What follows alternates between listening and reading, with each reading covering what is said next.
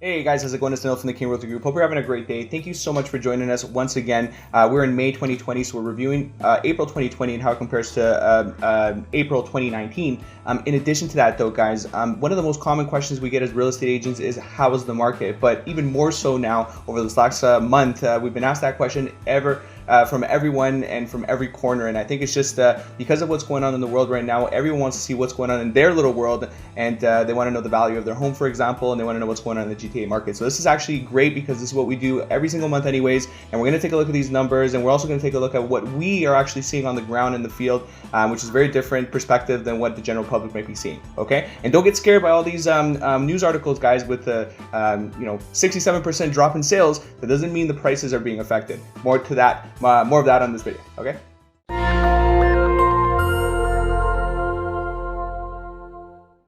Okay guys, thanks again for joining us, and we're going to start just like we do in any other month. We're going to take a look at the numbers, and that's going to give us an idea of what's going on in the marketplace right now, and we're going to get into those numbers and have a little bit more commentary on what's going on in the news and what's going on in our marketplace because of COVID-19. Let's get right into it. Let's put up the prices here, guys. Average GTA price right now is $821,392. That's actually up 0.1%, believe it or not. And I said last month actually that prices were holding based on what we're seeing in the marketplace. And check it out. It's actually not gone up or not gone down. Their prices are holding based on the information that we have from April. And what we're seeing on the ground right now is a little bit different. It's actually been an uptick in activity as well as of late. Let's take a look at detached homes though. We're at 983,630. That's actually down 3.5%. And remember guys, we're taking a look at comparison between April 2020 compared to April 2019. So prices from detached homes have gone down 3.5% based on the year difference. However, obviously what's going on in this year is very different than what happened last year. And for that reason, these numbers could be a little skewed. Semi-detaches though are 865,971, and that's actually up 7%. It's the strongest house type in terms of yearly appreciation to semi-detached homes. We also have the townhouses, guys, at 681,393, up 3.8%, and we have condo apartments at 578,283 that are down slightly at 1.7. This is the first time I've seen a year-to-year drop in condo sales in a long time. Even when 2016, 2017 came and we had a spike in prices and then a dip after the housing policies from the Wynne government, even then condos were still going up in price. But in this case, right now is the first time I've seen it gone below zero in a very long time, guys. Now, obviously, this is indicative of what's going on in the marketplace today. Last month, we actually took a look at very positive numbers because of the strong activity in the beginning half of March. But April is a full month of post-COVID, okay? And this is kind of an environment that we're in right now that we're not out of yet. And, we're going to talk a little bit later about how long we're going to be in that in terms of what the consensus is in the marketplace. Having said that, though, as you can see, we're kind of, at least when we look at the average price, we're at a place where we haven't gone up or down, and whether that be good or bad, we'll see in the months to come. But what we're seeing in the streets is that the prices are holding, and we're also seeing that what you would have gotten maybe a couple months ago is likely still you can get today, as long as your property has not that much competition around you, which it could, and you're one of the better prepared homes. Okay, I think that does matter right now. If you're in an area that has 5 other houses for sale that are similar to yours, you should be the best houses because there's less buyers out there looking for any type of home. The activity is very low, and for that reason, you got to kind of stick above. You got to stick out above everyone else, I would say. Okay. Continuing on though, because of our strong couple months, January, February, we're still technically up 11.3% year to date in our average price point. Let's see how that changes over the months to come into the end of 2020.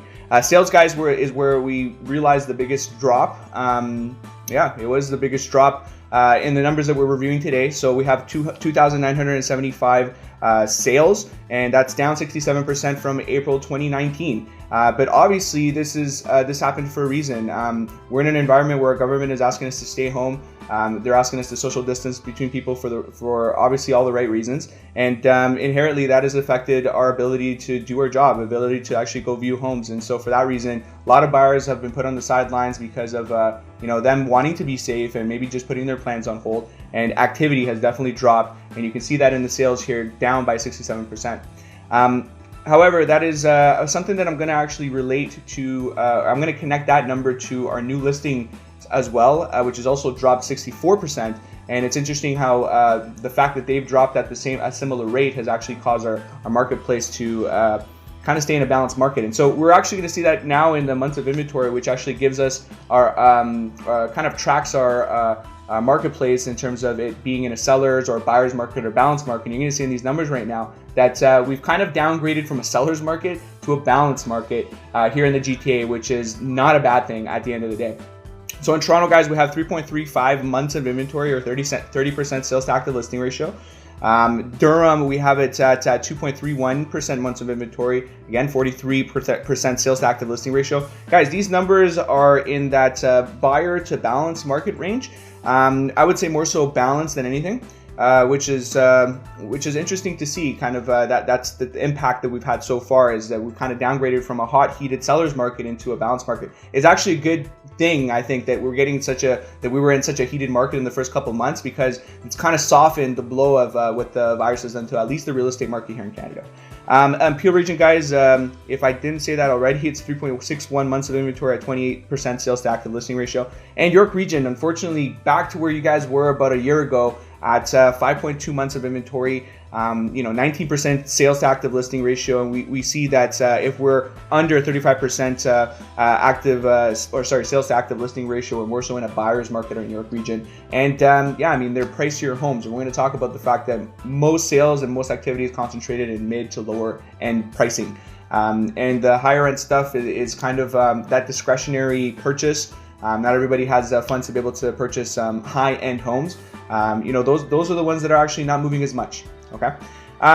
So yeah, overall, guys, about 3.62 months of inventory in the GTA, considering all regions, and that, my friends, is equal to a balanced market when it comes to the numbers. Okay, and that's what we're seeing out there. We're not seeing a drastic change in terms of let's say distressed sales or people desperate to sell. That's not really happening. And we're going to talk about the fact that right now, actually, one of the highlights that I wanted to kind of point out is the fact that sales have dropped 67%, like we said earlier, but also new listings have declined kind of in tandem at 64%.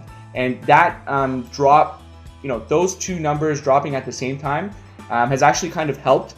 Because in addition to that, our active listings were kind of on a freeze in April. It didn't go up much from March to April, so there's not a lot of new inventory into the marketplace. We're actually 41% down, though, from April 2019 in terms of active units for available. And because new listings and sales have dropped at the same time, it's kind of put us in this weird balanced environment. If you want to call it that way. So all these three things coupled together, 67% drop in sales, 64% drop in new listings. When there's a problem is if there's an increase in new listings and not an increase in sales. That's where you're going to see pressure on prices go downwards. Okay, and so we're not really seeing that. If we see that new listings are starting to kind of pop up and no one's absorbing that inventory, that's when things become a little tricky. But the actual demand and the supply and demand have actually stayed in a kind of a weird balanced place. Because of the fact that sales has dropped just as much as new listings. And so the buyers that were out there are filling and buying the units that were available prior to this whole thing happening. So let's see if that continues on in the months to come, but that's kind of what we're seeing right now. A couple other things though. We see that the average days on the market was actually down from the beginning of the year. Which is interesting, and it's actually still consistent with historical numbers or days on the market. I believe it was at 19, if I'm not mistaken. I don't have that track. I don't actually track that number here, but we do see it in our numbers because we obviously pull this information from a report that comes from the Toronto Real Estate Board every single month. We saw that days on the market were actually lower than the beginning of the year, and in par kind of to 2019, even 2018, which was interesting to see. And maybe that actually goes along with what we're talking about here in terms of sales, new listings being down, in addition to also active listings kind of just freezing. It was almost like a pause button was put on our market, and that's what we're kind of seeing over this next, over the last couple months. What else have we experienced in the marketplace? There's multiple offer situations, which was popular at the beginning of the year, have decreased, but they're still happening. Okay, and what we're also seeing is that the activity is more concentrated now in mid to low priced homes. We know that our average price point right now is in the 800s, And so I'm talking about properties likely around that price or less than that price. Okay, those are the things that are actually still selling, for a good, they're on the market for a good amount of time, but they are moving, okay, because there's a lot of buyers and a lot of demand for those type of price points. So yeah, entry-level homes, condos are selling fairly quickly, especially if you're in that $500,000 range, which not many, places in the GTA have that price point. Those are actually moving pretty good still. Over $1 million though, condo sales, for example, and even low-rise properties that are higher end, that's actually declining. That's in terms of sales, more so than other price points. And that's actually skewing our average price points as well, because we always have a few luxury sales in our numbers, right? So if something sells over, $5 million, that's going to impact overall all our numbers. But if less of those type of properties are selling, then obviously when we calculate our monthly figures, then we're going to see sometimes even a drop in sales. But that's kind of skewed because some of the luxury sales were impacted, and that weighs, that actually impacts heavily, the average price points when we average everything together every single month. So keep that in mind when we're looking at these properties. One thing that we are seeing is that towns are actually holding really strong, and semi-detaches, they're the strongest house type that we have, and it's kind of that in between, more expensive detached home and least expensive condo. That middle piece, those middle homes are still being absorbed, which is interesting to see. In addition, guys, what we're seeing is that we're not really seeing too many distressed or discounted home sales in the marketplace. There's a healthy supply and demand, which we illustrated earlier with the numbers, and for that reason, it's not like people are desperate to sell, and people are holding off, and they're getting the money that they're asking for. Maybe they're taking a little bit of a haircut, but it's a little bit of a haircut. Okay, they're not actually discounting the sales at this point in time. There's a survey that gets sent out by the Toronto Real Estate Board from time to time to kind of get sentiment in the marketplace. What we saw here is that 27% of people who were surveyed expect to buy in the next 12 months. That's actually only down 4% from last year. So in terms of buyers are still kind of willing to buy. And what I've noticed myself, especially over the last week or two, is that a lot of people are getting in touch. A lot of people are asking about what's going on in the marketplace. Buyers are interested in seeing what's going on. Whereas before it was only really the need to buyers that maybe have sold something already, were in the marketplace doing their thing.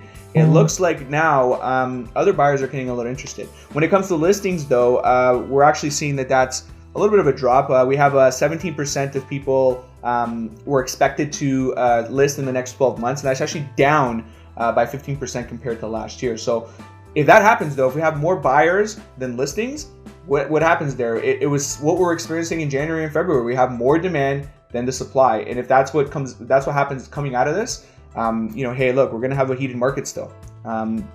Again, we got to take these with a grain of salt. It's a sample size. We're not talking to every Ontario resident. However, it gives us an indication. It gives us an idea, and it doesn't hurt to look at this stuff, right? Another thing, guys, when it comes to renters, I know I don't really speak too much about this, but it's, I think, significant enough to point out that there's a bit of breathing room from renters right now. Rate year over year is actually down 3.4%. Even more so for furnished rentals, and that could be because Airbnb is now discontinued. Well, it's something that you can't do at the moment, and so those guys might be bleeding. They might be paying monthly payments that they can only sustain for so long, and these are rental properties, likely a lot of them, and you can't even get deferrals on rental property. Only principal mortgages they're letting you do that with. So these guys are putting their properties up on the market for rent. There's a little bit more of that supply than normal. Prices are going down a bit in rentals, even in downtown Toronto, guys. What you rented a place for last year could be less now. Okay, so that's interesting to note. Even for the landlords out there that are currently renting out or looking for a new tenant. Having said that, I do have a rental up right now, and we're actually up $100 from last year, and this was in Vaughan Metropolitan Center. We're likely going to get more than what we got before, and same thing happened with another client who has a turnover that we got him more than what he got, I think, a year ago also, which was interesting with at least my clients. But look, overall, it looks like prices have gone down based on the numbers we're seeing. Another note is that rents could continue to drop into the year, and we're going to have to see if that's the case. Okay. Overall, again, guys, the supply is still healthy despite this low volume environment, meaning that we're selling a lot less than normal. But because there are a lot less inventory, a lot less new listings on the market, less sales are happening as well. We're in this low volume environment, but there's still a pretty there's pretty good equilibrium between that supply and demand, fortunately, at the end of the day. So impact of COVID on the marketplace, it's going to be drawn out, guys. I mean, there's only a few months into this. Real estate is super slow, and we're really going to have to monitor these next months as they come. We're not going to see a clear-cut picture of what's going on here until it's all said and done, unfortunately. And later on, we can look back to see kind of exactly what happened. But so far, prices are holding. Supply and demand is oddly even and balanced, and that's kind of what we're seeing. Now, another thing we look at as well is broker-based stats, and this is again, kind of something exclusive to at least our office. And half of the agents out there are on this platform, so it's a good indicator. We're looking at week over week and month over month here, so stats are showing a few things. So offers, showings, new listings, and solds are actually upticking. They're actually on a steady rise, slowly but surely, on a week-to-week basis as we look at these numbers. And even on a month-to-month basis, I'll put up the image here. You're seeing that, in some cases we even have a triple-digit increase month over month, and you see the blue or the blue line on top, and then the other line underneath. That's the blue line is this month, and I forget the colors, but the lower one is last month. So you can see that the activity is definitely trending up. And that's what we're seeing, guys. So, keep in touch. At the end of the day, if you want to know exactly what's going on because when somebody says to me what's going on in the marketplace, you're just asking me what's going on with my house, because I just don't, I'm seeing so many things and I get so much information. I'm not really sure what's going on. Again, we do deep dives into the micro markets, and if you need to know what's going on in your community, reach out and we can give you that specific info. At the end of the day, obviously, we're going to be continuing to monitor this, and we're going to do that going forward, guys. And so, this is what we're seeing now, guys. Just to let you know, I need you guys to do something for me. If you can subscribe to our YouTube channel here, we're doing different content as well. I don't know if you noticed this, but if you do click on our other playlist, we actually do have some interviews going on. We have one with Max from Syndicate Mortgages coming up, which is somebody who does our personal mortgages and all of our clients as well. He has a company in the States, and so he actually does a really good job for us, and I know that he has a really good pulse on the marketplace. He's the principal broker. He has a team under him, so a lot of deals go through this guy, and he knows exactly what's going on with mortgages. So why don't you take a look at that? I might even put an annotation. I don't really know how to do that, but let's see if it pops up on the screen here. Other than that, guys, thanks so much again for joining us. You have a great day, and we'll be back again next month. Take care. Bye.